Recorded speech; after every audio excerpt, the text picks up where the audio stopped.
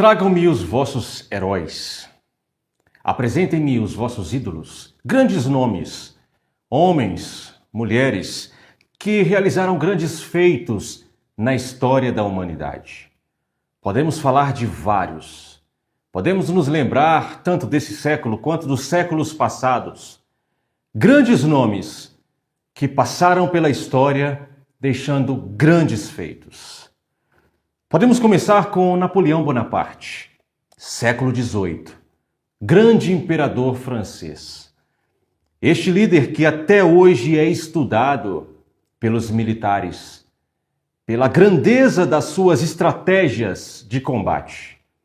Por isso é que conseguiu dominar grande parte da Europa. Napoleão Bonaparte, rei francês ou imperador francês, ainda hoje é lembrado, ainda hoje é estudado.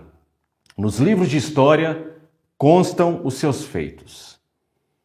Mas todos nós sabemos que em 1821, Napoleão Bonaparte encontrou aquela que é implacável, aquela que encerra toda a trajetória.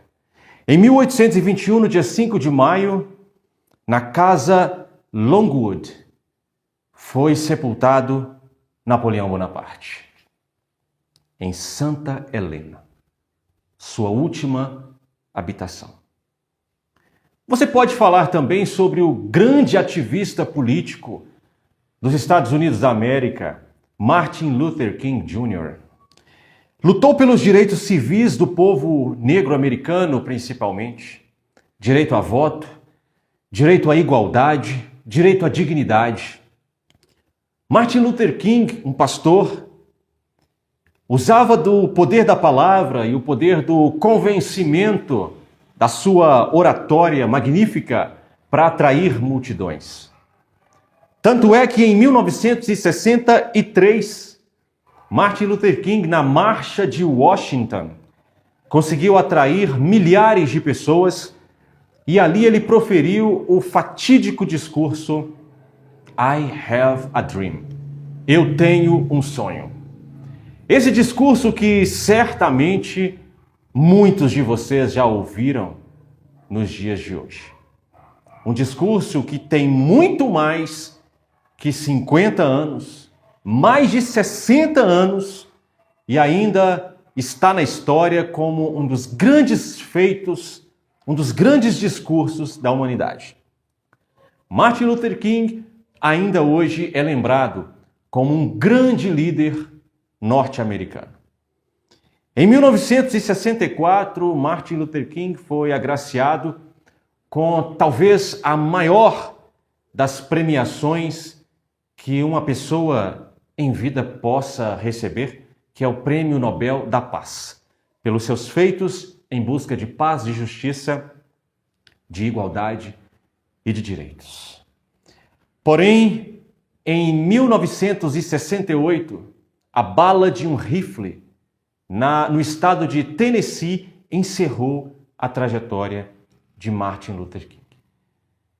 Em 1968, na cidade de Memphis, no estado de Tennessee, Martin Luther King encontrou aquela que é implacável, que encerra toda e qualquer trajetória. O maior medo de todos os homens.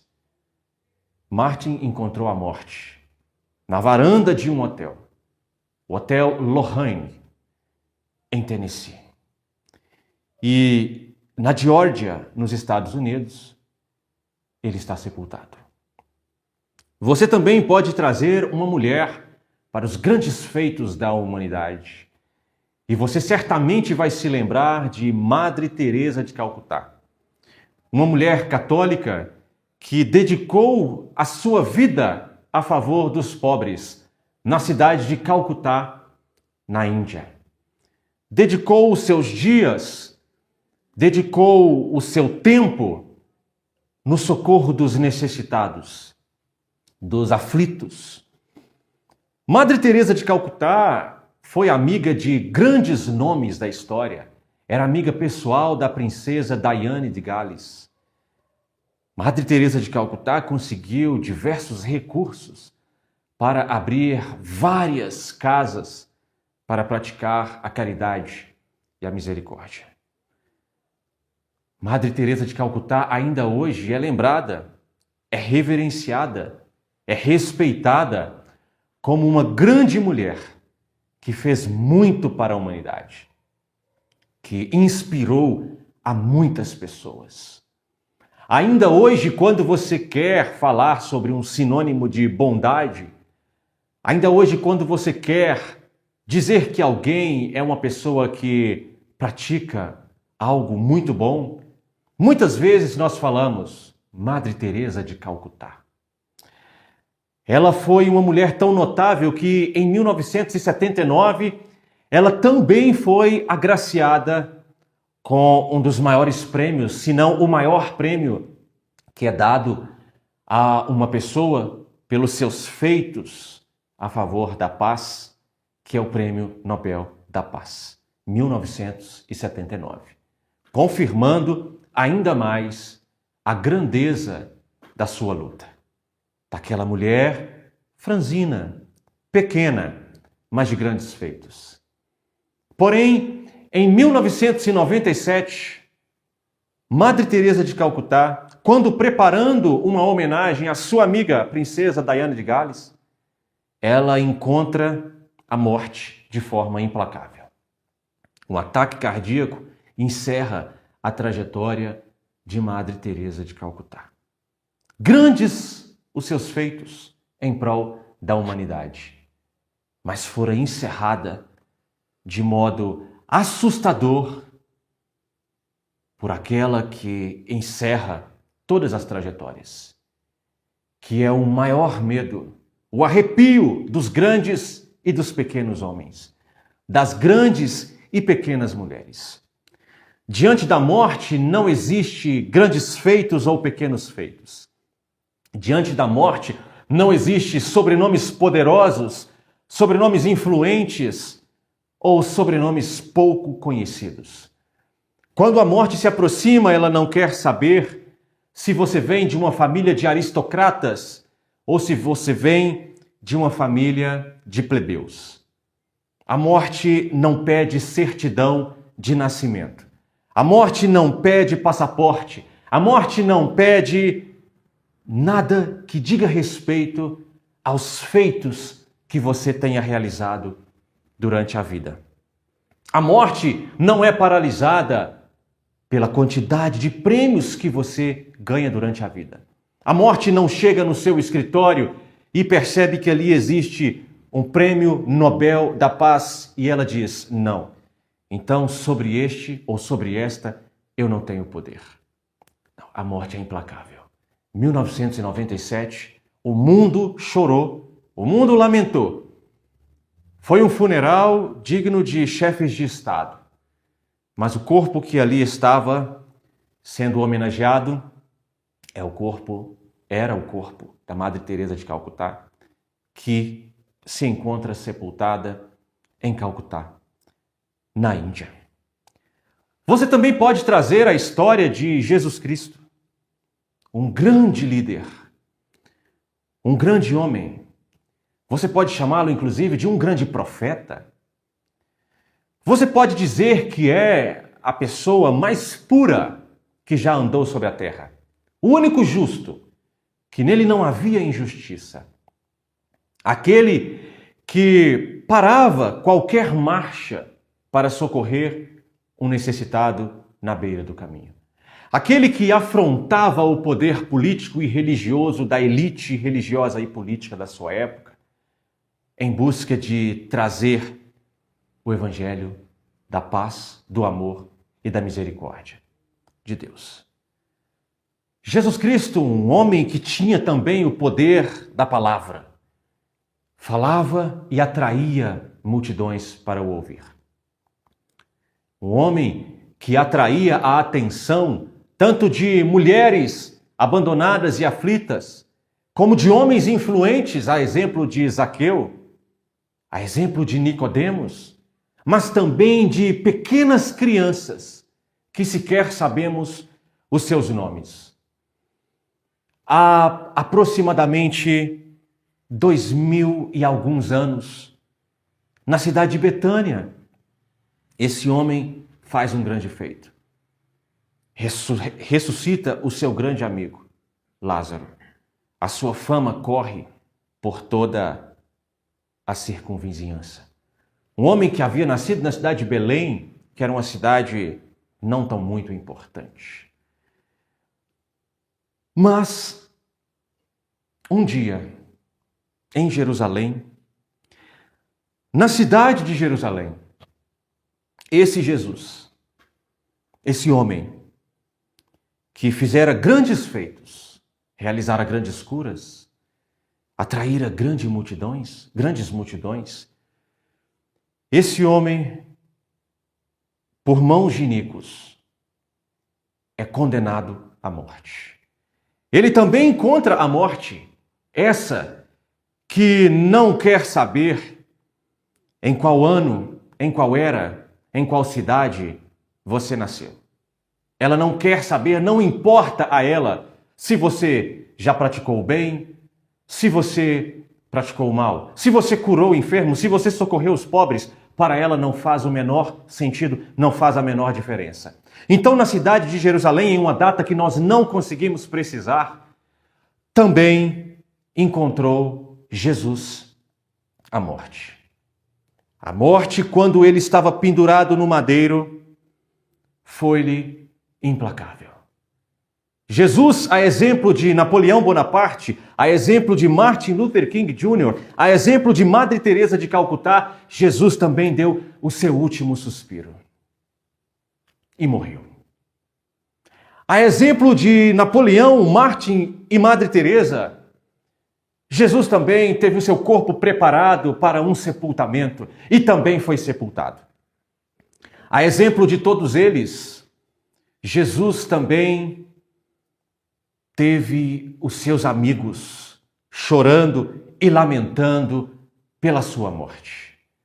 A morte de Jesus também trouxe desesperança, também trouxe tristeza, também trouxe aflição, da mesma forma como quando aquele corpo pequeno e franzino de Madre Teresa sucumbiu à morte, também trouxe tristeza. Aquele corpo de um homem robusto, Martin Luther King, quando afetado por um tiro de rifle e ele sucumbe e é sepultado, também gerou muita tristeza. O grande imperador Napoleão Bonaparte, quando foi vencido pela morte, todos o seu império também choraram muito e perderam as esperanças, ficaram desesperançosos. Jesus não foi diferente da Madre Teresa, de Martin Luther King e de Napoleão Bonaparte no que diz respeito a ter passado pela morte, ter dado o seu último suspiro. O apóstolo Paulo escreve à igreja de Corinto, no capítulo 15, Paulo, cheio do Espírito Santo, pela revelação augusta da palavra de Deus, a revelação poderosa, a revelação sublime, a revelação implacável da palavra do Senhor, Paulo escreve no capítulo 15, irmãos, venho lembrar-vos o evangelho que vos anunciei, o qual recebestes e no qual ainda perseverais.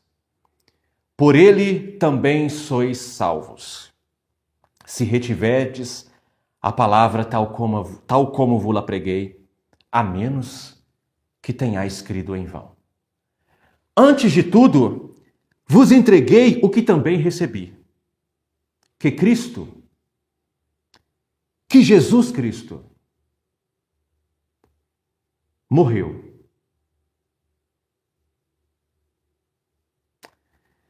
Diferente de Napoleão, diferente de Martin, diferente de Madre Teresa, o apóstolo diz que Cristo morreu pelos nossos pecados, segundo as Escrituras. E que foi sepultado e ressuscitou ao terceiro dia, segundo as Escrituras. Aqui nós já começamos a perceber a diferença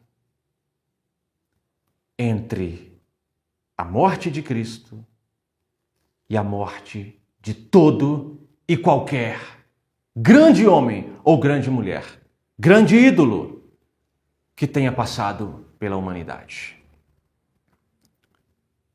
Foi sepultado e ressuscitou ao terceiro dia, segundo as Escrituras. E apareceu a Cefas, Pedro, e depois aos 12. Depois foi visto por mais de 500 irmãos, de uma só vez, dos quais a maioria sobrevive até agora. Porém, alguns já dormem. Depois disso foi visto por Tiago, irmão do próprio Jesus, que só passou a crer nele após a ressurreição. Mais tarde, por todos os apóstolos. E afinal, depois de todos, foi visto também por mim, como por um nascido fora de tempo. Porque eu sou o menor dos apóstolos, que mesmo não sou digno de ser chamado apóstolo, pois persegui a igreja de Deus. Mas pela graça de Deus, sou o que sou. E a sua graça que me foi concedida não se tornou vã, antes trabalhei muito mais do que todos eles. Todavia não eu, mas a graça de Deus comigo. Portanto, seja eu ou sejam eles, assim pregamos e assim crestes. Ora, se é corrente pregar que Cristo ressuscitou dentre os mortos, como, pois, afirmam alguns dentre vós que não há ressurreição de mortos? E se não há ressurreição de mortos, então Cristo não ressuscitou. E se Cristo não ressuscitou, é vã a vossa pregação e vã a vossa fé. E somos tidos por falsas testemunhas de Deus, porque temos asseverado contra Deus que ele ressuscitou a Cristo, ao qual ele não ressuscitou, se é certo que os mortos não ressuscitam. Também Cristo não ressuscitou. E se Cristo não ressuscitou, é vã a vossa fé, e ainda permaneceis nos vossos pecados. E ainda mais, os que dormiram em Cristo pereceram. Se a nossa esperança em Cristo se limita apenas a esta vida, somos os mais infelizes de todos os homens. Mas, de fato, verdadeiramente, com plena certeza, Cristo ressuscitou dentre os mortos, sendo ele as primícias dos que dormem. Visto que a morte veio por um homem, também por um homem veio a ressurreição dos mortos. Porque assim como em Adão todos morrem, assim também todos serão vivificados em Cristo. O apóstolo Paulo ele escreve à igreja de Corinto porque entre os irmãos da igreja de Corinto, eles nem mesmo questionavam a ressurreição de Jesus. Eles não chegavam a questionar ostensivamente a ressurreição de Jesus. Mas eles questionavam a nossa ressurreição, a ressurreição dos salvos, a ressurreição dos crentes em Cristo Jesus. Não questionariam a ressurreição de Cristo, mas talvez pudesse não haver ressurreição do povo de Deus, do corpo de Cristo, da igreja de Cristo, dos salvos em Cristo. Então Paulo escreve a eles dizendo, inicialmente, pera lá, vocês não receberam o evangelho que eu também recebi? Porque o que eu entreguei a vós foi o que eu também recebi. E eu recebi que Jesus Cristo morreu pelos nossos pecados, segundo as Escrituras. Paulo estava abordando a doutrina central da salvação na pessoa de Cristo. Paulo estava abordando na igreja de Corinto que quem peca morre. O salário do pecado é a morte. Então ele está abordando diretamente a doutrina central, a doutrina maior da salvação pela graça na pessoa de Jesus Cristo. Qual doutrina é essa? Pecado gera morte. Deus não tolera pecado. Deus pune pecado com morte. Deus pune pecado através da morte. Então Paulo está dizendo, Cristo morreu pelos nossos pecados. Paulo, então, ele detalha a doutrina principal da salvação. Cristo morreu pelos nossos pecados. Pecado gera morte, mas Cristo não teve pecado. Ele não conheceu o pecado. Cristo se fez pecado por nós. Cristo morreu pelos nossos pecados. O maior detalhamento da doutrina da salvação em Cristo Jesus. Qual detalhamento? Nós pecamos. E o nosso pecado, por Deus, não foi imputado em nós. O nosso pecado, Deus imputou em Cristo Jesus. Cristo morreu pelos nossos pecados, segundo as Escrituras. Então Paulo dá outro detalhe acerca da maravilhosa doutrina da graça. A morte de Cristo pelos nossos pecados já estava predita nas Escrituras. Morreu segundo as Escrituras. Os profetas já falavam da morte vicária de Cristo.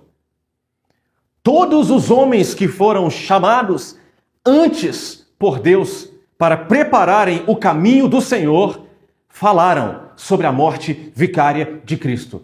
Cristo morreu pelos nossos pecados, segundo as Escrituras. O que o apóstolo estava dizendo é, se vocês não entendem que ele morreu pelos nossos pecados, é porque vocês não conhecem as Escrituras. Vá às Escrituras. Vá a todos os profetas. Vá a Adão, vá a Abraão, vá a Noé, vá a Gideão, vá a Ezequias, vá a Isaías, vá a Jeremias, vá a Daniel, vá a Ezequiel, vá a Malaquias, vá a Abacuque, vá a todos os profetas. Porque Cristo morreu segundo as Escrituras. E em todas as Escrituras estão reveladas a morte, ou está revelada a morte vicária de Cristo. O que é uma morte vicária? Uma morte oferecida por causa de outro. Jesus morreu pelos nossos pecados, segundo as Escrituras. E o apóstolo prossegue dizendo, e que foi sepultado e ressuscitou ao terceiro dia, também segundo as Escrituras. Se vocês não sabem, se vocês não acreditam, se não chegou ao conhecimento de vocês ainda que ele foi sepultado e ressuscitou ao terceiro dia, segundo as Escrituras, é porque vocês também não conhecem as Escrituras. Por acaso vocês nunca ouviram falar do grande profeta Jonas? E que a experiência do profeta Jonas no ventre do grande peixe era exatamente uma sombra do que aconteceria a Cristo Jesus, morto e sepultado por 3 dias para ressuscitar ao terceiro? Também, segundo as Escrituras, ele foi sepultado e ressuscitou. E o apóstolo prossegue dizendo, e ele ressuscitou e ele fez questão de aparecer vivo, aparecer ressuscitado, não em espírito, aparecer em corpo. Porque a ressurreição de Jesus não foi um evento espiritual. A ressurreição de Jesus foi um evento corpóreo. Jesus ressuscitou em corpo. E ele aparece aos discípulos em um corpo ressuscitado, não como um espírito, não como um fantasma. Ele aparece como Cristo ressuscitado. E aparece a Pedro. E depois ele aparece aos 12. E depois ele foi visto por mais de 500 irmãos de uma só vez. dos quais a maioria sobrevive até agora. Porém, alguns já dormem. O que o apóstolo está dizendo é o seguinte: eu tenho um rol de testemunhas vivas que podem ser inquiridas por qualquer um de vocês que por acaso suspeitem ou duvidem da verdade da ressurreição. Vá aos irmãos que ainda estão vivos e que só nesta aparição havia 500 e ele apareceu de uma só vez para comprovar que não era um transe, não era algo individual de algum, não era algo de uma mente insana de um só, que 500 de uma vez viram Cristo ressuscitado. E vocês têm liberdade, irmãos de Corinto, de irem até eles e inquiri-los. Instaurarem um inquérito para saber, de fato, se haverá contradição nos seus testemunhos. Depois foi visto por Tiago, mais tarde por todos os apóstolos, e afinal, depois de todos, foi visto por mim, como por um nascido fora de tempo. E o apóstolo diz que a aparição de Cristo a ele demonstra ser algo tão grandioso e tão esmagador que ele diz: eu sequer sou digno de ser chamado apóstolo porque eu persegui a igreja de Deus. E a ressurreição de Cristo vem a mim me provar que o Senhor Jesus, ele chama a quem quer, independente do seu passado, independente do que porventura você tenha feito. O chamado de Cristo é por Cristo. Eu não sou digno de ser chamado apóstolo, porque eu persegui a igreja de Deus, mas Deus não considerou o meu passado. Deus não considerou as muitas injustiças que em mim haviam. Deus não considerou os caminhos de morte pelos quais eu trilhava. E pela sua graça, Cristo se revelou também a mim. Mas pela sua graça eu sou o que sou. A sua graça me foi concedida, não se tornou vã. E o apóstolo prossegue dizendo: nós vamos pregar que Cristo ressuscitou dentre os mortos e vamos pregar que não há ressurreição para nós, que não há ressurreição de mortos. Então, se não há ressurreição de mortos, Cristo não ressuscitou. E aí Paulo traz a coroa da nossa pregação. Qualquer pregação que não aborde a ressurreição de Jesus Cristo é uma pregação vazia, é uma pregação vã. Porque o apóstolo diz: se Cristo não ressuscitou, é vã a nossa pregação e é vã a nossa fé.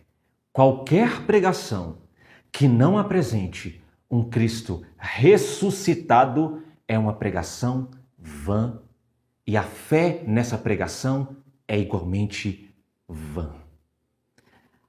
O ápice da pregação do cristão é: Cristo está vivo porque Cristo ressuscitou dentre os mortos.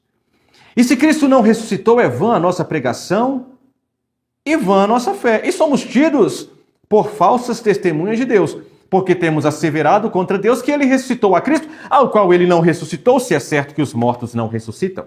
Porque se os mortos não ressuscitam, também Cristo não ressuscitou. E o apóstolo repete: e se Cristo não ressuscitou, é vã a vossa fé e ainda permaneceis nos vossos pecados. Se Cristo não ressuscitou, irmãos da igreja de Corinto, os coríntios, deixem essa vida piedosa e voltem à vida de pecado. Porque se Cristo não ressuscitou, permanecemos em pecado. Por que o apóstolo está dizendo isso? Porque a revelação maior da morte de Cristo na cruz é Deus punindo o pecado da humanidade em Cristo Jesus.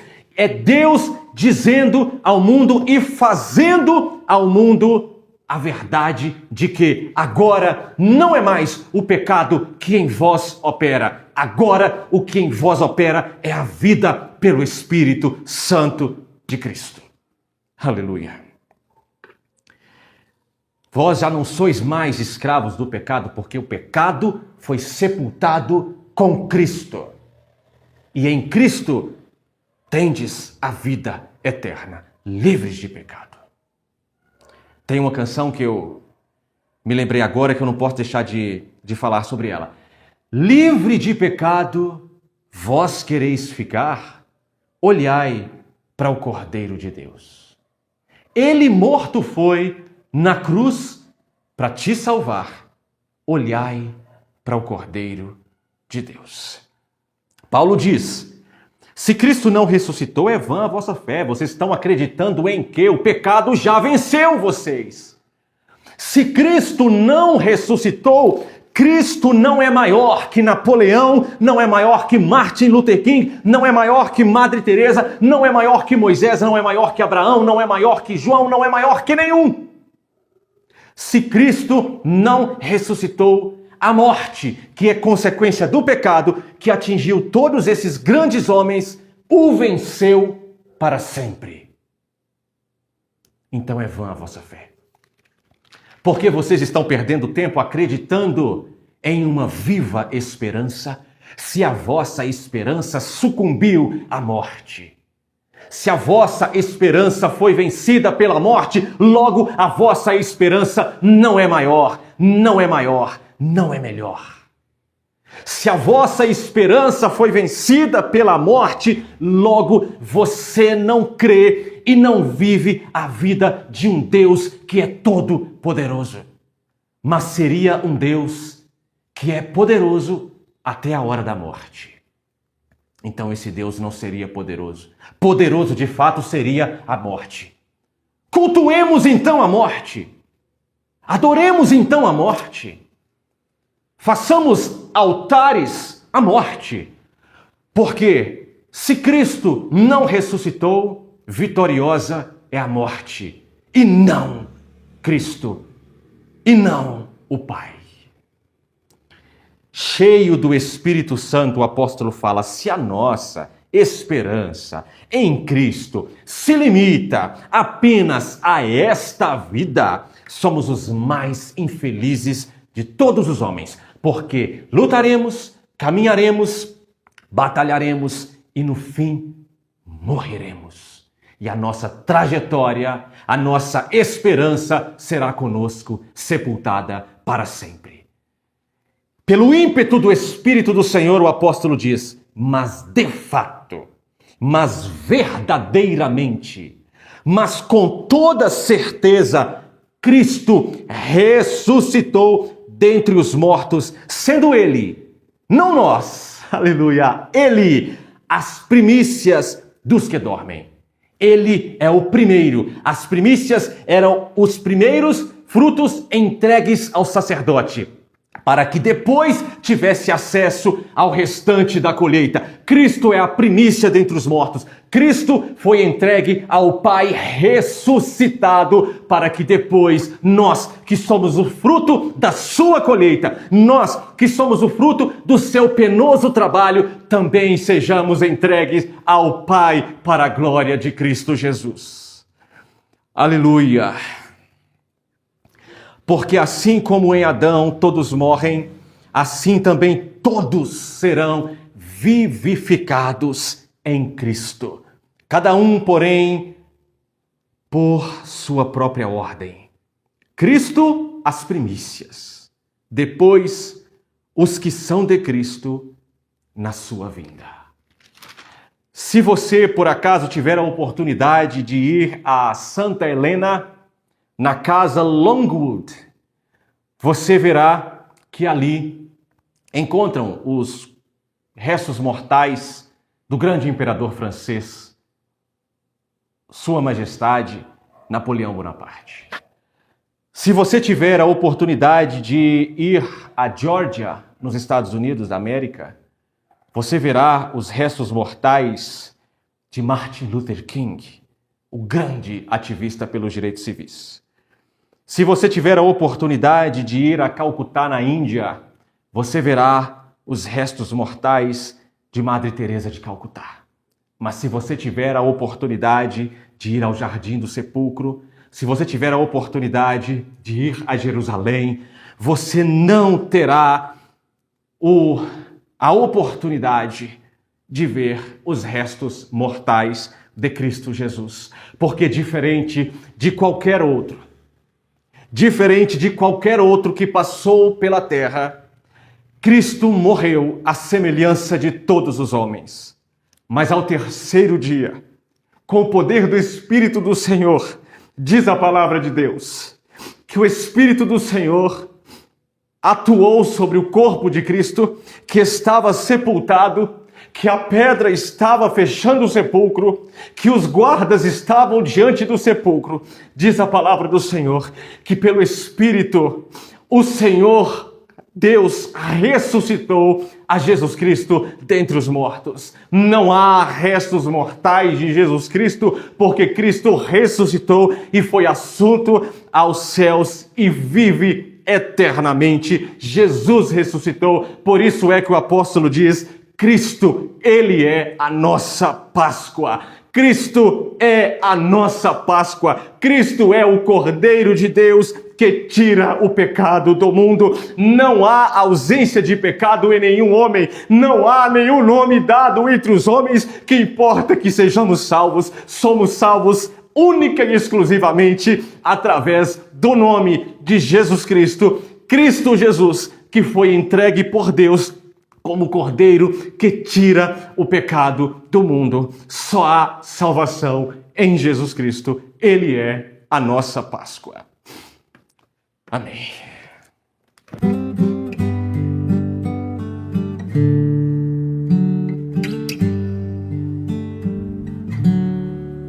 Rude cruz se erigiu, dela o dia fugiu, como emblema de vergonha e dor.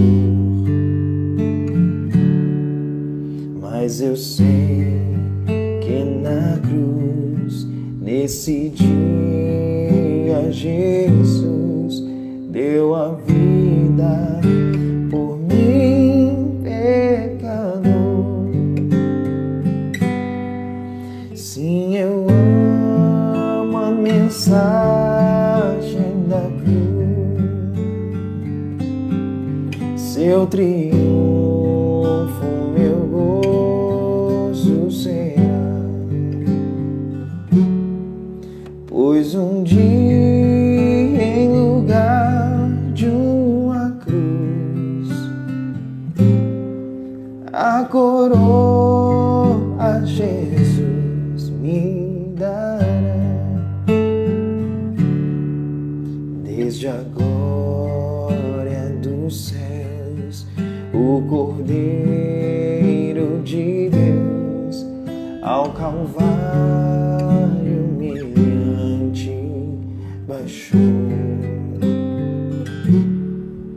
Nessa cruz para mim há mistério sem fim, porque nela Jesus me salvou.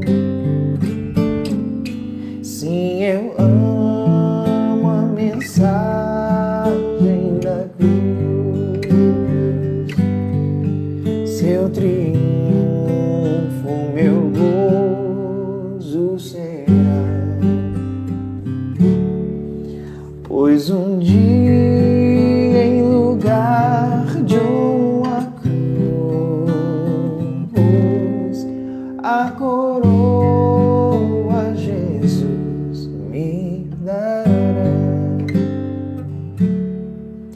Nesta cruz padeceu, desprezado morreu meu Jesus para dar meu perdão. Eu me alegro na cruz, dela vem graça e luz para minha santificação. Sim, eu amo a mensagem da cruz, seu triunfo, meu gozo será. Pois um dia, em lugar de uma cruz, a coroa